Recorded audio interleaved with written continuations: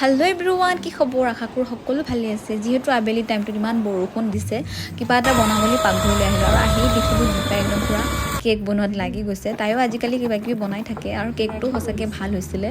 আৰু মই ভাবিলোঁ কিবা এটা বনাওঁ, সেয়েহে মানুহজনক সুধিলোঁ। চিপছ খাইছে তুমি? বেছি নাখাবা দেই। শুনাচোন, চিকেন ৰোল খাবা?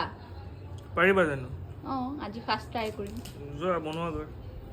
ঠিক আছে। আৰু মই ইয়াত দি দিলোঁ গোটেইখিনি মছলা। আদা নহৰু পেষ্ট দিছোঁ 2 চামুচ আৰু দৈ দিছোঁ 2 চামুচ। গোটেইখিনি ভালদৰে মিক্স কৰি মই 1 ঘণ্টামান সময়ৰ কাৰণে ফ্ৰিজত থৈ দিছোঁ। আৰু মই প্ৰথমবাৰৰ বাবে বনাইছোঁ চিকেন ৰোল, নাজানো কেনেকুৱা হয়। তেলখিনি গৰম হোৱাৰ লগে লগে মই মেৰিনেট কৰি থৈ দিয়া চিকেনখিনি দি ভালদৰে গোটেইখিনি লৰাই মই ঢাকন মাৰি থৈ দিছোঁ। আৰু মই ইয়াতে ময়দা লৈছোঁ, তাতে অকণমান ৰিফাইন দি গোটেইখিনি ভালদৰে মই সানি লৈছোঁ। মাইনমা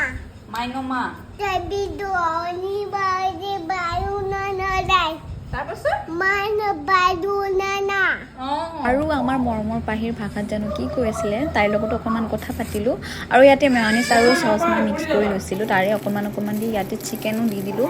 দি মই ৰোলৰ শ্বেপত মই বনাই ল'লোঁ আৰু ফাইনেলি মোৰ চিকেন ৰোল ৰেডি হৈ গ'ল। মানুহজনকো খাই চাব দিলোঁ। কেনেকুৱা আছে?